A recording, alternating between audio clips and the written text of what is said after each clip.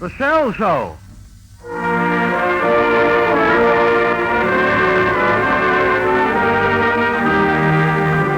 The Shell Show starring Joe Cook and tonight's guests, Sonia Henney, Queen of the Skates, Larry Adler, King of the Harmonica, Mae Christelle, Betty Boop herself, Miss Cornelia Otis Skinner, Marilyn Miller, the Royal Swedish Bell Ringers, Arthur Fole, who sells wild animals, and Giovanni Martinelli of the Metropolitan Opera. Another spectacular hour of entertainment from soup to nuts, and all presided over by that nuttiest of nuts, Joe Cook. And the music by Ernie Watson. Let's go, Ernie.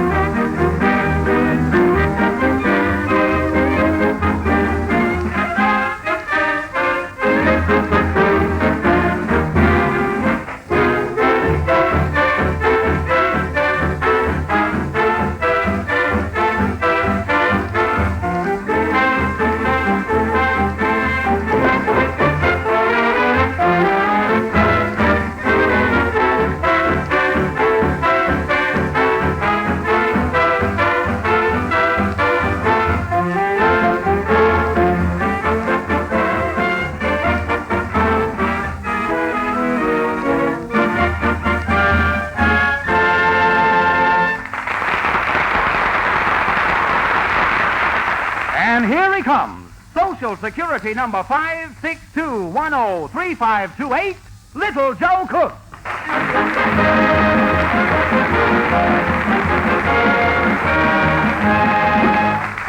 Thank you, Foster, thank you. I know my first guest tonight is going to please everybody, especially the boys, because I don't know anything the average boy would rather play next to hooky than the harmonica. I remember when I was a kid, I always looked forward to the day when my mother would save enough coupons from the boxes of Mother Nature's health salve for the relief of falling hair and spreading toes to get me a harmonica free. And I used to go out in the cornfield and practice with an ear of corn, sliding it up and back across my mouth. And do you know that by the time I got the technique down pat, there wasn't an ear of corn within 12 miles. And the government had to put all the crows on home release. But tonight we have with us a young man from Baltimore, internationally regarded as the finest harmonica player in the world. Right now, he's on his way to Hollywood to make Broadway Melody of 1937. Recently, he played before the Duke and Duchess of York, and the boy was so good that 2 weeks later, they became King and Queen of England. Tonight he plays for us, and 2 weeks from now, there's no telling where we'll be. Mr. Larry Adler.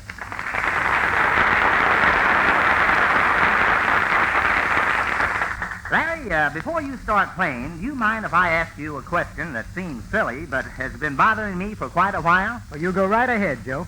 What I want to know is whether any harmonica player you ever knew got excited in the middle of a number and instead of exhaling, inhaled and swallowed his instrument. I never heard of that. Well, it's something to think about.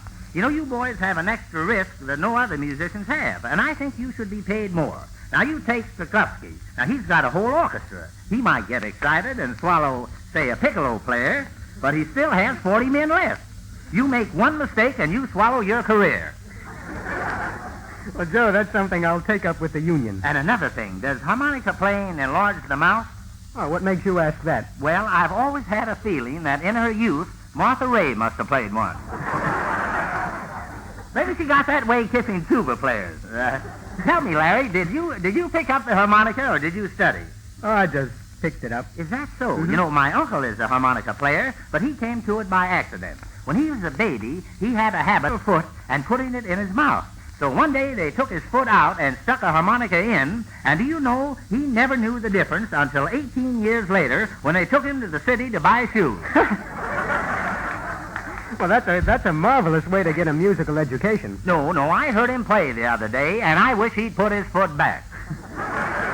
Did you use more than one harmonica, Larry? I just used one, Joe. Well, I once saw a harmonica player giving a concert, and every 5 notes, he'd reach into his pocket and grab a different harmonica, stick it in his mouth, and play it, and switch again. Well, it would have worked out swell if he hadn't forgotten that he had a hot dog in one pocket. For right in the middle of a cadenza, we got 6 bars of Tannhauser and 8 bars of Get Along, Little Doggy, Get Along. Now that you know you're speaking to a real music critic, Larry, play something difficult. All right, I'll play Gershwin's Rhapsody in Blue. Well, that certainly is a difficult piece. I can't even play it on a kazoo. Go ahead, Larry.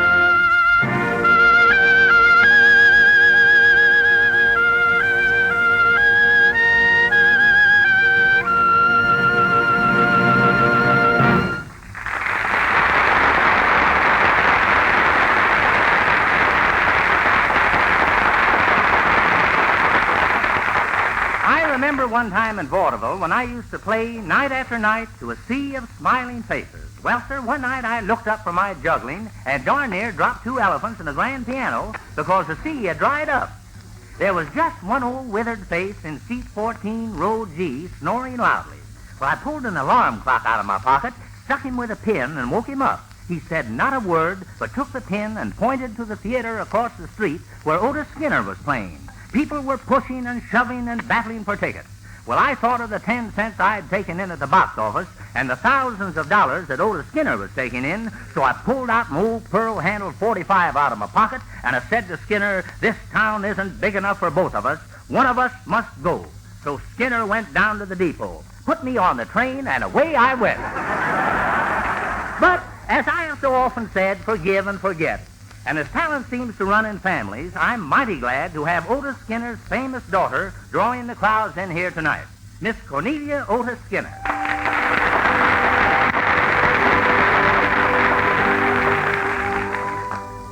Miss Skinner, I've always enjoyed your sketches, especially the historical ones, like the Empress Eugenie. Thank you, Mr. Cook. The Empress Eugenie is one of my favorite characters, too. I like everything about her except one thing. What's that? Her hat. Well, I don't blame you. They don't look very good on me either. But tonight I'd like to leave the Empress Eugenie and turn to American history in the days of the 49ers. It was about this time of year that gold was discovered in Sutter's Creek, California. Our scene is the porch of a shack in one of the small mining settlements. A New England woman who has migrated out with her husband and little son is sitting talking with her husband's brother.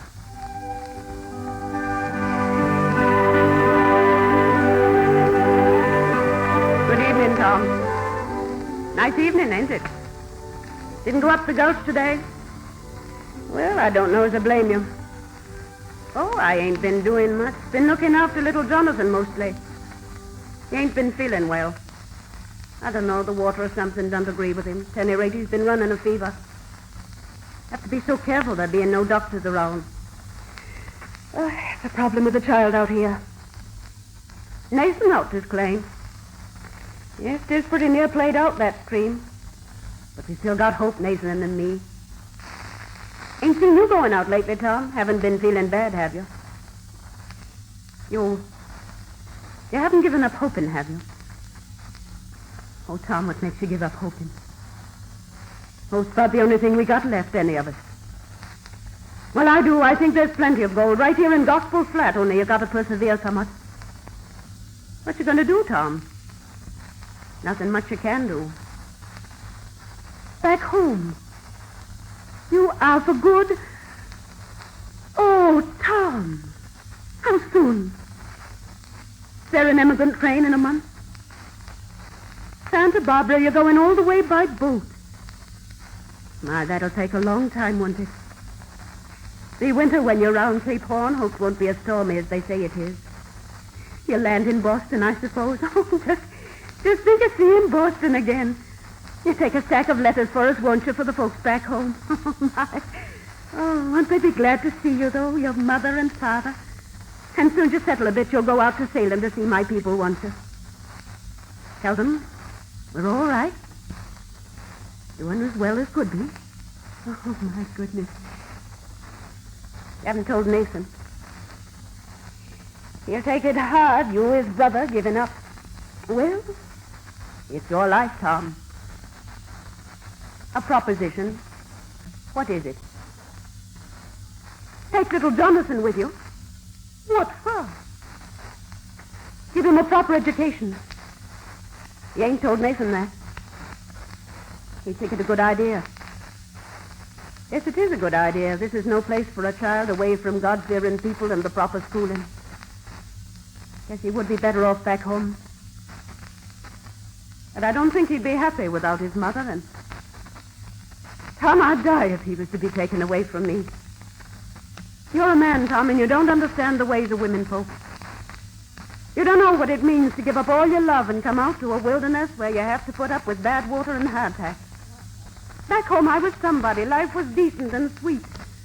There was neighbors and church meetings and tables with fine silver. Out here, it's all quiet. Solemn and quiet. Nights when Nathan has to stay out near a claim, I lie awake listening to the wind and the timber. As a coyote comes and howls over in the hollow there. What do you think I'd do them nights, Tom, if little Jonathan weren't here? If I couldn't go tuck him in, if I couldn't watch him sleeping. Life's a pretty lonely thing as it is, Tom. without little Jonathan, I just can't even think of it. I see the men day after day going out with their picks and shovels and night after night coming home empty-handed and hard-picked. Then all but a few like Nathan gets drunk and lawless. He needs little Jonathan, too. We've been through too much, the three of us. The long trek out here, the Indian raids, and the blizzards crossing the Sierras. I couldn't let him go. Me go, too. No, I'm staying here. You know, I got a queer notion about this California. You and me, we hate it because it's taken us away from all we love. But I think someday it's going to be a great and fine place. You and me won't see it. We're just the pioneers. But little Jonathan will see some of it, and his children will see more. And it ain't going to come through finding gold. I think it's going to come through tilling of the soil. Things grow better out here. Don't think my heart don't ache for home, but I'll stick by my man, and I know he won't leave. You going, Tom? Tom, you won't say anything to Nathan about offering to take Jonathan. Oh, Tom, look at the sunset. All gold.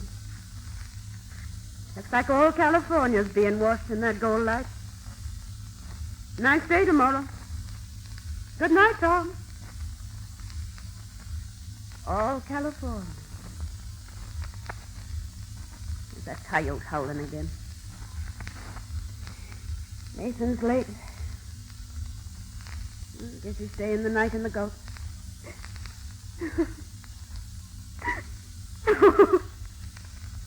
Oh, I wish the coyote would stop howling. Oh, yes, Jonathan. Mother's coming. All right, honey. I'll be right there.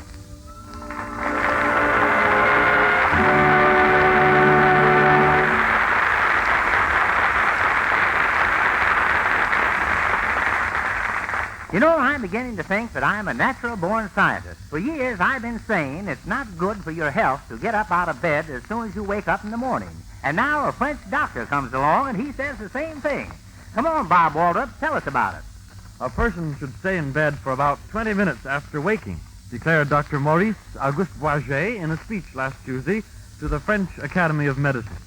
Dr. Bourget explained that while a person is sleeping, the circulation slows down. To jump out of bed before the blood is circulating normally is bad for the health.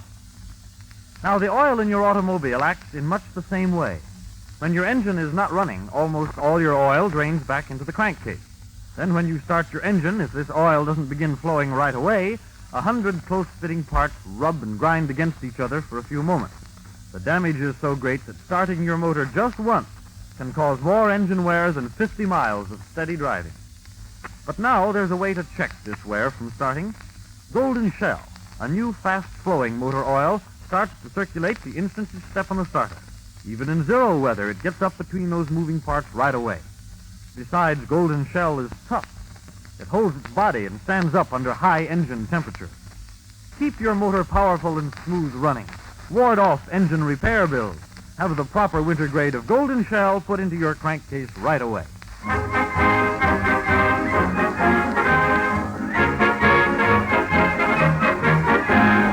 When a person lifts dumbbells, that's muscle building. When kids ring doorbells, that's Halloween. When a fellow courts the belle of the town, that's expensive. But when four fellows ring a lot of bells that make music, that's the Royal Swedish Bell Ringers. Ring that bell and walk in, gentlemen.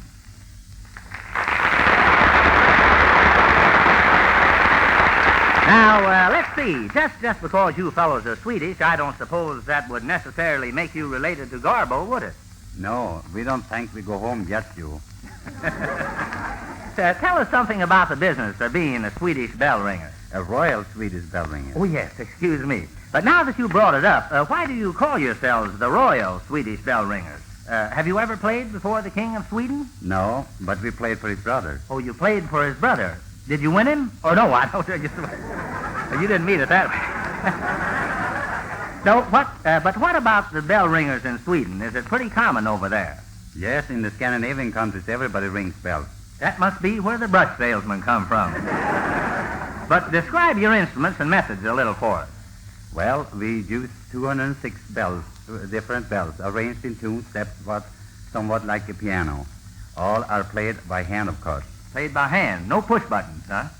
And it requires 4 men to play all arrangements. Well, it looks like 4 men's work just to arrange them on the table there. Well, why don't you give me a ring? All right, the bells of St. Mary's. Bells of St. Mary's. Too bad this isn't January the 1st. 2 of you could ring out the old year, and the other 2 could ring in the new. But ting-a-ling, gentlemen, on the upbeat, and don't ring the wrong number. Here we go.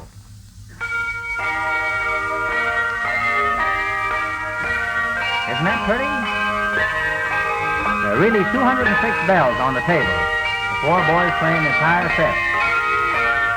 Bells range from tiny little things up to size you can hardly lift.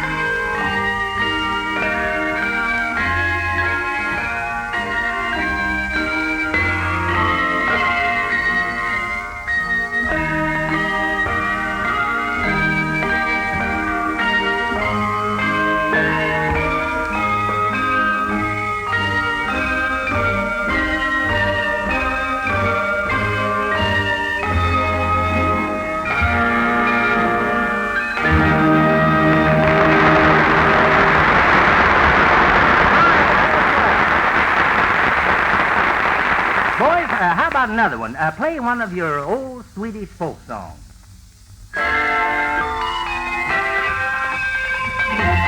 Oh, nothing like those old Swedish folk songs. This makes my Swedish blood boy was Melander Smarsburg.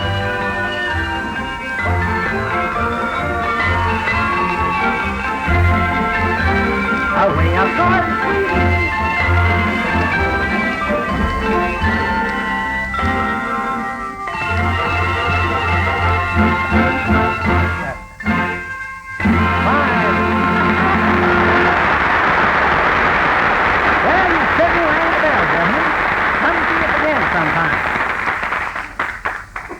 Introducing the Shell Show Ice Parade of 1937, starring one of the swellest skates to drape his figure on any radio rink, Joe Weak Ankle Cook. Da-da-da-da. For the first time in America, I shall now execute a standing, sitting, 1.5 pirouette on skates, ending in a spread eagle. This trick is terrific. Here we go. Steady. Watch this out.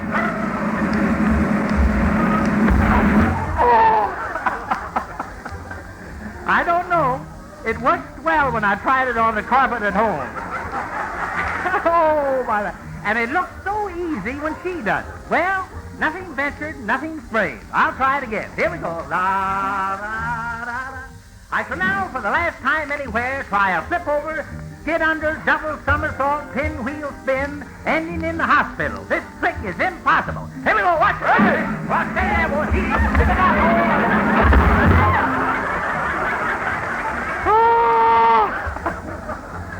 There's no use talking.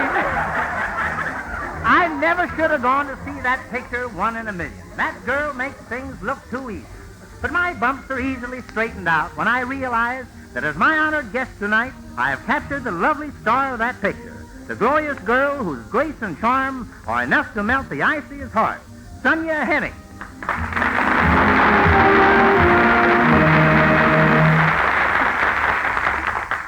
Thank you all, and thank you, Joe, for your very lovely introduction. Well, you're a girl it's easy to say lovely things about, Sonia. To show how happy I am that you invited me here tonight, I brought you a little gift. I hope you will accept it. Oh, a gift for me? How nice. What is it? Open it and see for yourself. It's something to complete your skating outfit. Oh, something to complete my skating outfit. I wonder what in the world that could be.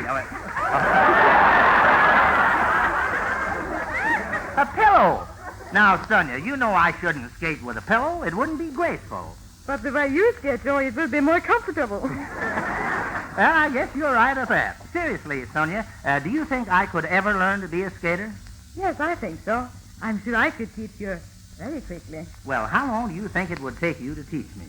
I should say about 8 lessons. 8 lessons, huh? How many sittings? What is the first thing you need to be a great skater? Skates. Here now. What, no ice? You know, I always thought a little bit of ice now and then wouldn't hurt. And you have found out that a little bit of ice now and then does hurt. Plenty. To tell you the truth, Sonia, I never realized until I took up ice skating that soft water could freeze so hard. When did you first start to skate, Sonia? When I was 6 years old. And how long did it take you before you could make a figure 8? Not long. You'll find that making a figure 8 is really easy. You try it. Yeah, I've tried making figure 8.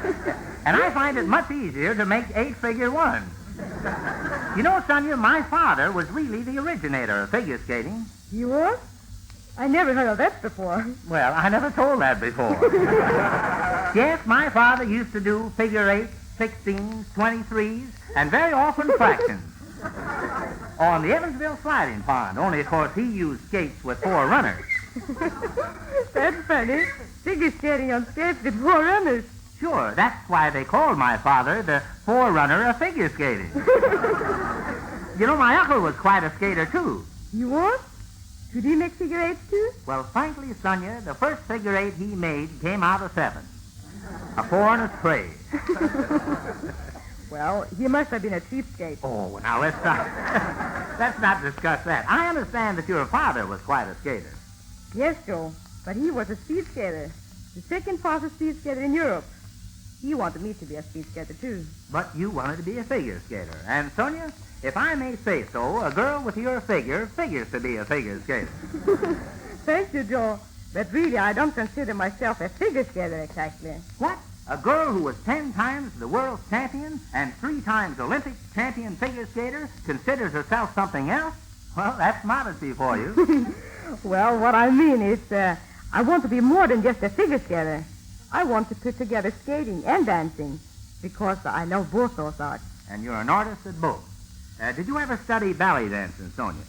Oh, yes, for many years. I studied ballet dancing even before I thought of skating. I adored the grace of Pavlova. Well, I'm sorry I never took up ballet dancing, so you could adore me, too. You don't have to, Joe. I adore you for your quick wit and good spirit. Good. Then I won't take up ballet dancing after all.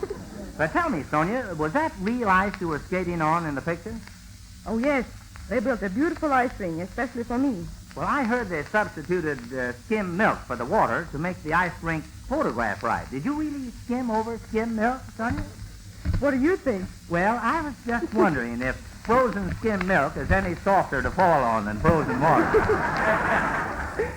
You'll have to find it out for yourself, Joe. Yes, I guess I'll have to come out to Hollywood and fall down sometime. What do you do to keep fit, Sonia? Do you eat much before your exhibition? Practically nothing. Nothing? Practically. How about having dinner with me tonight? I'd love to. My next exhibition does not come until Monday night in Hershey, Pennsylvania, and Boston. And tonight I'm just starving to death. Yeah, I know it. It had to happen to me. Well, not changing the subject, but you were born in Norway, weren't you? Yes, in Oslo, Norway. And even before you ask me, I'll tell you. I'm 5'2", have brown eyes, weigh 110 pounds, and have blonde hair. Well, you did anticipate my question. You look delightfully Norwegian. That dimple in your chin when you smile and that twinkle in your eyes. Now, wait a minute. There's something un-Norwegian about that twinkle in your eyes. If Inspector Cook is not mistaken, there's a little bit of Irish in that twinkle in your eyes. You're right, Joe. My grandmother was Irish. Wait, Sonia, your Irish dialect is better than mine. Say that again. Now, that's worthy of me. Just once more now. I want to hear that. You're right, Joe. My grandmother was Irish. Oh, there we got it. All right.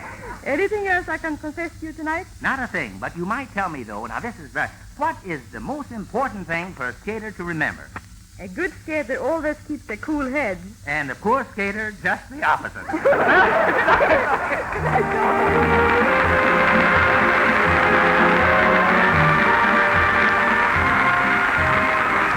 The Shell Show starring Joe Cook and yet to be heard from Betty Boop, Arthur Fole, the animal salesman, Marilyn Miller, and Giovanni Martinelli.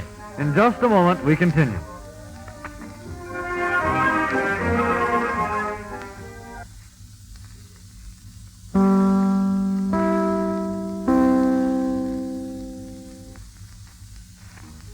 WEAF, New York.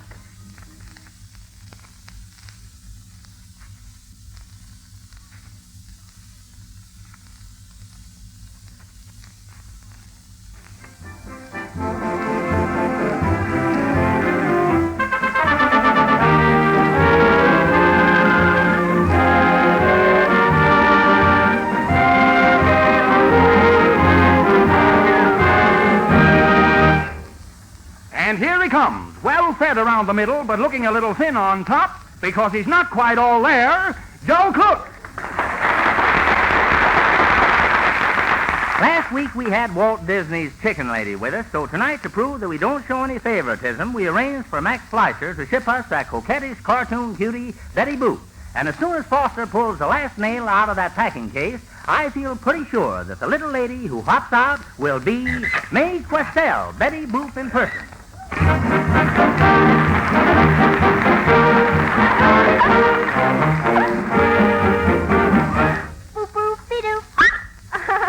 Hello, Mr. Cook. Hello, Betty. You look lovely this evening. Oh, thanks. But you look kind of pale and scary. Well, you'd be frightened, too, if you were in my shoes, because last night I had a nightmare. The kind I'm sure that might scare the boldest pirate clean out of his skin. Well, tell me all about it. But not too loud, don't shout it. First lock the door so no ghost can get in. Well, this story is a thriller. About Jack the Giant Killer? No, the giant who ate spinach every day. Oh. It seems he lost his spinach. Uh-huh. It was stolen, that's the spinach. That made the giant mad enough to slay. Where's my spinach? Did any of you three blind mice steal it? But the blind mice had no answer. They skipped like ballet dancers. They knew the crook, but didn't want to tell. Oh, well, they shoulda, oughta told him. If I was there, I'd scold him. No, I don't think I like him half as well. Without his can of spinach, he weakened by the inch. The giant finally fell down in a heap. Oh, The Puss in Boots felt sorry. Said, Giant, don't you worry. I'll get your spinach, old pal, or I won't sleep. good for her. And did she go and get it? Or had somebody at it? Hurry up before the giant dies. Now, please don't get excited. No. You're going to be delighted. Oh. 'Cause Puss in Boots to those three mice was wise. Puss knocked upon their front door with both her hind and front paw. She thought she'd drive them with a piece of cheese. The little rat. The trick was just like magic, for those three mice were tragic, and soon they begged for mercy on their knees. Goody, goody. Did they tell Puss where to find it? Did they name the crooks behind it? They blamed it all on those three little pigs. Oh. Did Puss in Boots go calling? She found the three pigs sprawling beside a cozy fire made with twigs. The late pig. The spinach was still heating. They hadn't started eating meaty. Let's get to the finish. When the giant took his spinach, the piggies cried. Their tears fell with a bang. The giant was elated. He up and celebrated. And he rounded up his cronies in a gang. And gosh, how they did hoop it. And did they boop-a-doop? Why, you know they did, because you got up and sang. When I say it's day, you say it's night. When I say it's black, you say it's white. Oh, tell me, what's wrong with you, baby? And when I say it's left, you say it's right. But when you say it for spite. Gee whiz, what's wrong with you? Why can't I get along with you? At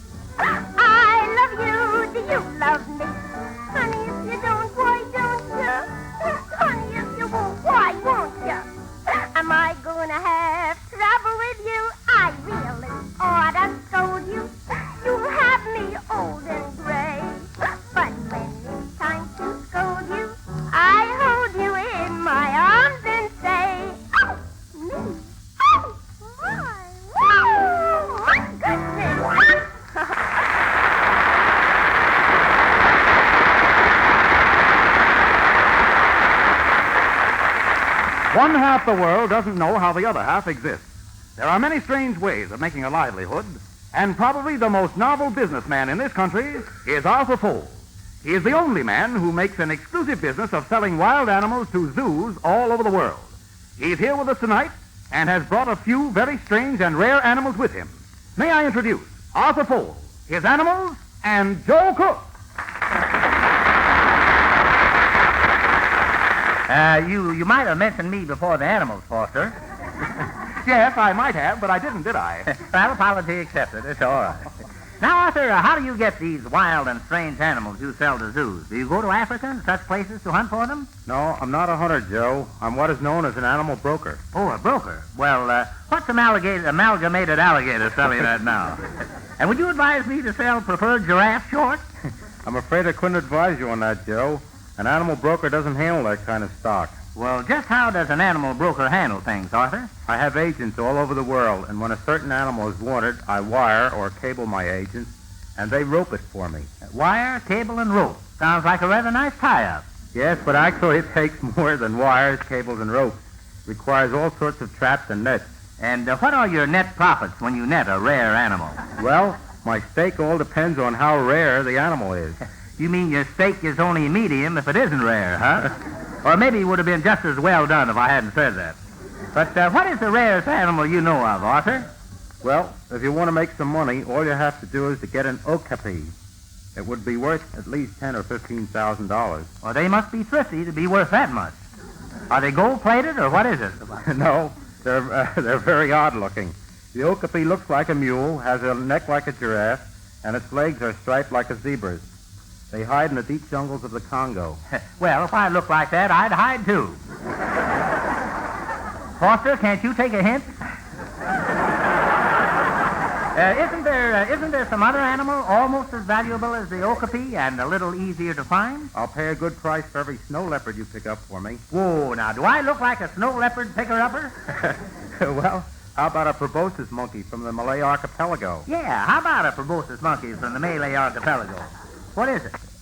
Simply a monkey with a very large nose. Here's a picture of one. Monkey with a large... Gee, whittakers. Chippy Durante up a tree. Joe, how would you like to buy a cute little hippopotamus from me? Yeah, I always wanted a cute little hippopotamus, Arthur. Just how much do you get for a nice, affectionate, semi-convertible, man-eating hippo? With a rumble seat? Oh, we got to have a rumble seat. Well, hippos usually run from $3,500, Joe. Well, that's why I'm different, Arthur. I usually run towards $3,500. But that's a little more than I intended to spend.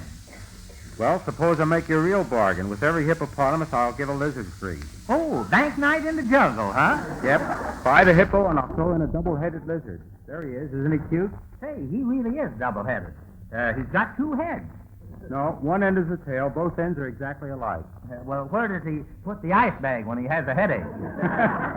I admit it's confusing. Yeah, my father used to carry a quarter with two heads. It was very confusing. And annoying, but very profitable. Perhaps you'd like to buy a nice, friendly polecat. A polecat? Yes, I have one right here. So long, Arthur. Now, get me out. I think I'll leave for a while. I'll let me out of here. No, Joe, don't go away. A polecat's not... It's not a skunk. Oh, you mean there's a difference between a polecat and a skunk? Yes, they're really entirely foreign. Well, see that they're deported, will you, Arthur? Now, don't be afraid, Joe. See how friendly he is?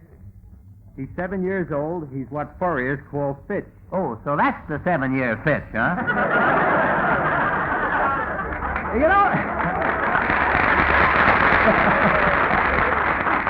He is kind of cute. I wish I could speak polecat. I'd like to ask him what he thinks about skunks in general. He'd probably tell you they have a lot of sense. Where do you get most of your animals from, Arthur? Mostly from Africa, South America, and a few from Asia. You know, I get my pork chops from Crossmeyer's Meat Store, if you're interested. Oh, yes. Of all the animals, I like to handle pork chops best. And which animals do you dislike to handle best? Frankfurters? No, the one I like to steer clear of is the Australian cassowary. Cassowary? Yes, if you've never seen one, it's a bird that looks something like an ostrich and kicks like a mule. I was feeding one once, and without warning, it kicked me on the head and knocked me for a loop. Is that so? Well, what were you feeding the cassowary when he kicked you? A nice pan of raw sweet potatoes and ground oyster shells. Ground oyster shells. I don't blame him for kicking. I'd have done the same thing. Well, Arthur, I've certainly learned about animals from you. And the next time you see a laughing hyena, ask him what he's laughing at. I'd like to know. Well, so long, Arthur. So long, Joe. Good luck.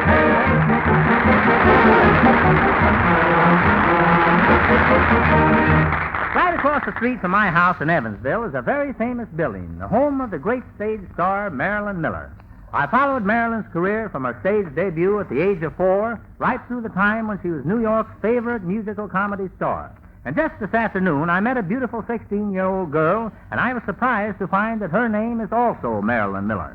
Her mother admired the great star so much that she named her baby after her. Well, after hearing this Marilyn Miller sing, I'm going to watch her career, too. She was planning to leave New York this afternoon, but I persuaded her to stay and sing for us. She still has her suitcase in her hands, and it's a pleasure to present, for her first major network appearance, Miss Marilyn Miller. Marilyn, did you ever see Marilyn Miller on the stage?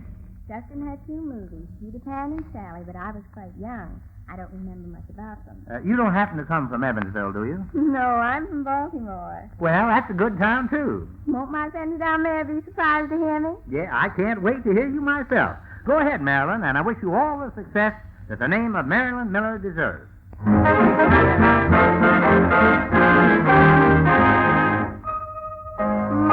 friend I'm worried I'll be late. Say that you love me just once more. I'll just be gone a while, so let me see you smile. Hold me tight and whisper au revoir. Bye-bye, baby. Will you save your love for me? Hi, don't you cry, just say bye-bye. Bye-bye, baby. Got a little kiss for me. Hug me nice, come over, kiss me twice, and say bye-bye. I'm gonna send a letter telling you where I am, and then when things get better, I'm gonna send a telegram to you. Bye-bye, baby. I'll be lonely as my little tired of you. I won't, my baby. Say bye-bye. Bye-bye, my little baby, baby, baby, baby. La-dee-dee-dee-da-dee-dee-dee-dee-dee. Oh, say bye-bye. Bye-bye. Bye-bye-bye-bye-bye-bye-bye-bye. La-dee-dee-dee-dee-dee-dee. Oh, say bye-bye.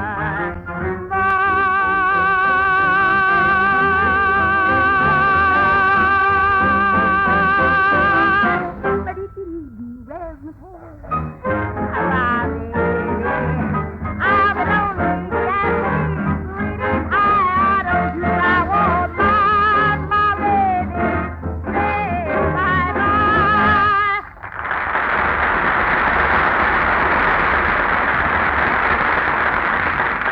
A few moments ago, Arthur Pohl told us about a lot of strange animals. Now, Bob Waldrop wants to tell us about a queer animal, too. He calls it a rabigator. All right, Bob. Well, imagine an animal that has the good points of an alligator and a rabbit rolled into one. Now, take first the alligator, for instance. Hey, mister, I can tell you about a gator. All right, young man. He's the gator.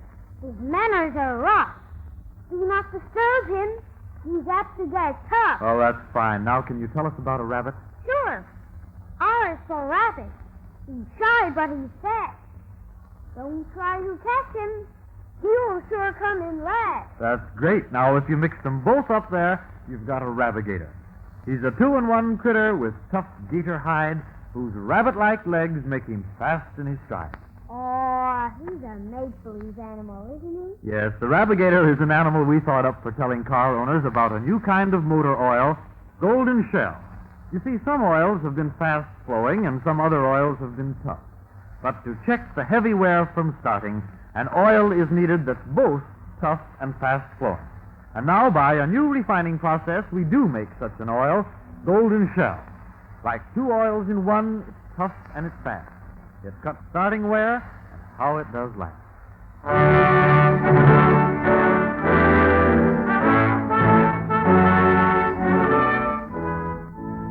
50 or 60 years ago, while I was still in my early 20s, which is pretty remarkable considering I'm still under 40, almost, not quite, I made my first trip to New York City on a train. And the first thing I saw was a vacant lot. So I said to myself, Joe, why don't you build New York City a Metropolitan Opera House like they have in Evansville? So I took $1 million and a fried egg sandwich out of my pocket and started working. 2 months later, both were finished. The Metropolitan Opera House and the fried egg sandwich. And I don't know which I like best. That was doubtedly the beginning of opera in New York City. And now that we all have such a clear misunderstanding of opera, I hardly think, I'd like you to hear one of my protégés, a man who owes all that he is to me, a man who I trained from a young boy, a man who I wish was here tonight so I could introduce him to you. But unfortunately, he is not here, but seriously, though, we are really very fortunate in having a great star of the Metropolitan Opera Company. I only wish I had something to do with his rise to fame. He has just completed a triumphant engagement in the title role of Verdi's opera Othello and will open the coronation season in the Royal Opera House at Covent Garden. Mr. Giovanni Martinelli.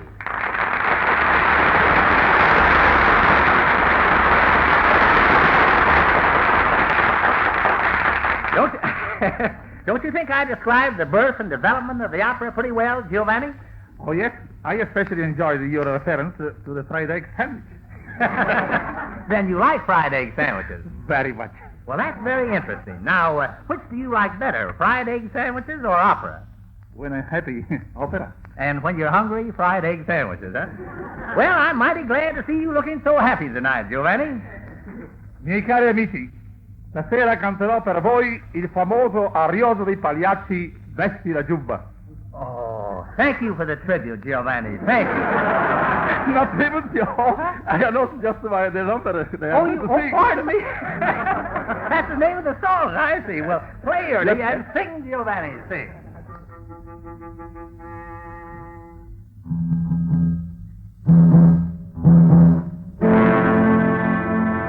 Recitar mentre pregola il delirio,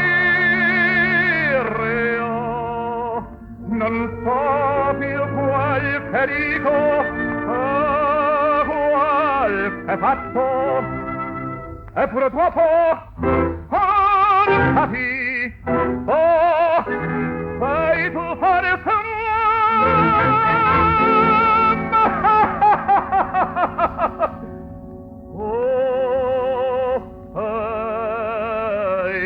Pagliaccio.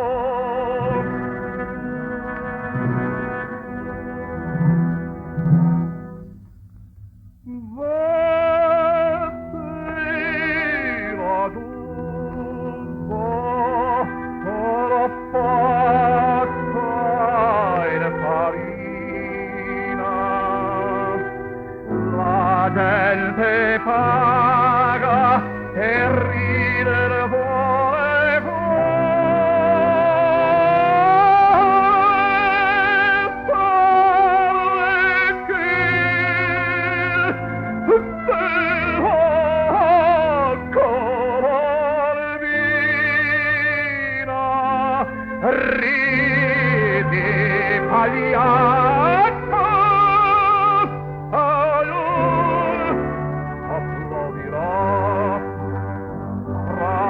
Il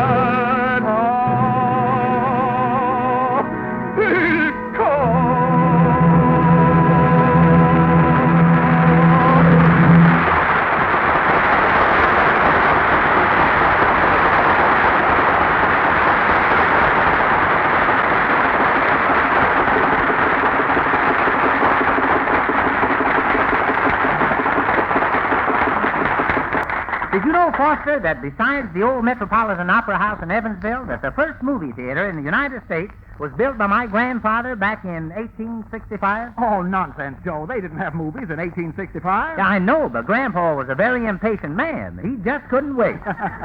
Well, when they started making pictures, I helped Grandpa to run the theater, my father being too young at the time. Of course, that was in the early days of the movies, and there were just two types of pictures. The one in which the cowboys defeated the Indians, and the one in which the Indians were defeated by the cowboys. Well, did you have double features in those days? No, I didn't have any double features, but Grandpa had two chins. People used to lift up his beard and look at them. Of course, that cost 10 cents extra, you see. Yeah. Well, anyway, we were doing pretty well with our movie theater until a competitor opened up across the street and started cutting prices. So, of course, we had to cut our prices, too. Well, that must have reduced the profit. Reduced the profit, say. By the time we got through cutting each other's prices, we were giving free shows. But, boy, we certainly did the business. Well, at least your competitors couldn't do any more damage after that. That's what you think. But this fellow wasn't through with us yet. No? After cutting the prices down to nothing, he started showing double features. And I don't mean chins. And when we did the same thing, he gave triple features. And it went on like that until we were both giving quintuple features for nothing. People came to the theater on Monday with knapsacks on their backs and stayed all week. But luckily, our competitor never showed more than 5 pictures on one bill. You see, he didn't know what came after quintuple.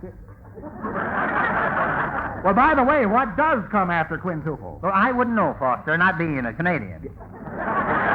But if you think the competition ended there, Foster, you're mistaken. The next thing we knew, our competitor was giving away souvenirs. Souvenirs? You mean cups and saucers and that sort of thing? That's right. He gave a set of dishes to every customer, so we gave a set of dishes and a vacuum cleaner. Then he added a grand piano, and we threw in a house and lot. Well, finally, he was giving away the Grand Central Station and the Brooklyn Bridge. And we were giving Radio City, Grand Canyon, and Mae West. Just a minute, Joe. I'm beginning to feel queer. Yeah, and maybe you think that ended it, but no siree. When our competitor found he couldn't lick us that way, he started giving bank nights.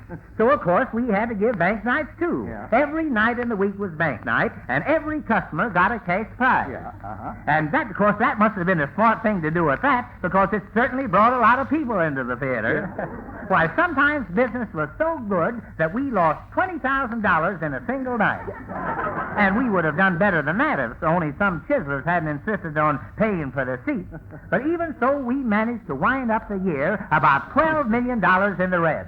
Well, I guess that smothered the opposition, didn't it? No, doggone them, they still beat us. They came out $13 million in the red. Well, we just had to do something about it, Foster, so finally we decided to produce our own picture that nobody could show but ourselves and take away all the business from our competitor. You mean to say you made a picture yourself? I'll say we did, and what a picture. Yeah. We formed a producing company, the United 20th Radio Paraversal Metrolumbia Pictures Corporation, Inc. For we did things on such a tremendous scale, Foster, that we hired King Kong to play a part written for Shirley Temple. Well, what was the story about? Well, just about everything, including the kitchen stove, the dining room stove, and the parlor stove, all of which were played by Robert Taylor. And the name of our picture was Wham, or The Story of the Universe from the creation to the year 5000 A.D. Every movie actor in Hollywood was in that picture, including the 17 million extras, each of whom had a star part. And the leading lady's role was played by the 50 Dione quintuplets. Yeah. The 50? But, Joe, there are only... Yeah, I know, Foster, I know, but that just goes to show you what a colossal picture it was. Foster, when the picture was ready to put on, we put on a grand preview with a stage prologue in which 75 elephants did a fan dance with palm trees. Well, now, there's just one more thing I'd like to know, Joe. Whatever became of your grandfather? Yeah, that's just what I wanted to tell you about, Foster. You see, Grandpa always liked to hang around the projection room. That's where we had the machine that showed the pictures. Well, one day he was snooping around the machine when suddenly his beard got caught in it, so in went the beard, and in he went with it. And that's the last we ever saw of Grandpa. Well, I'll say that was a strange thing. And that isn't all, Foster. Ever since that time, whenever that machine shows a picture, every man, woman, child, cat, and dog in the picture has had a beard on it.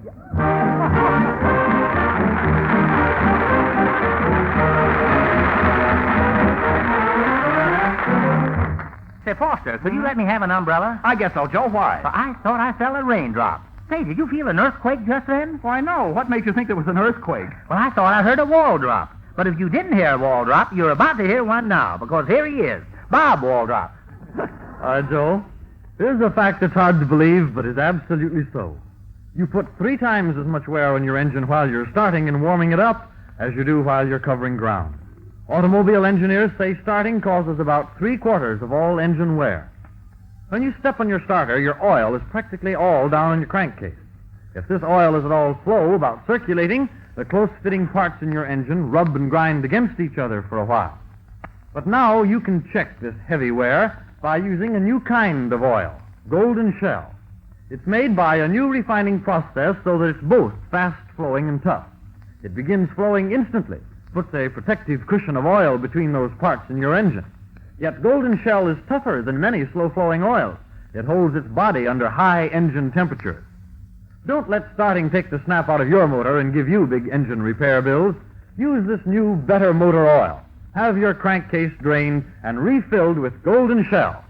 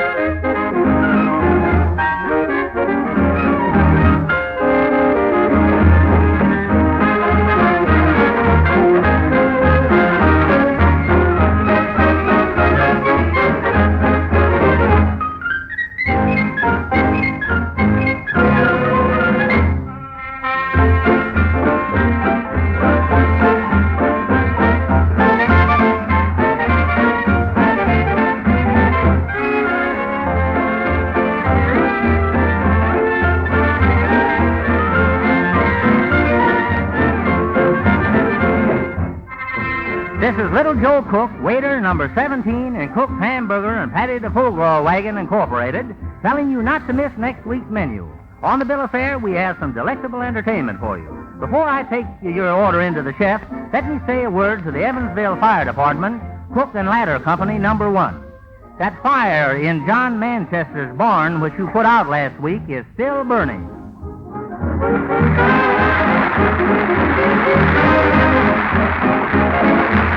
This is the National Broadcasting Company.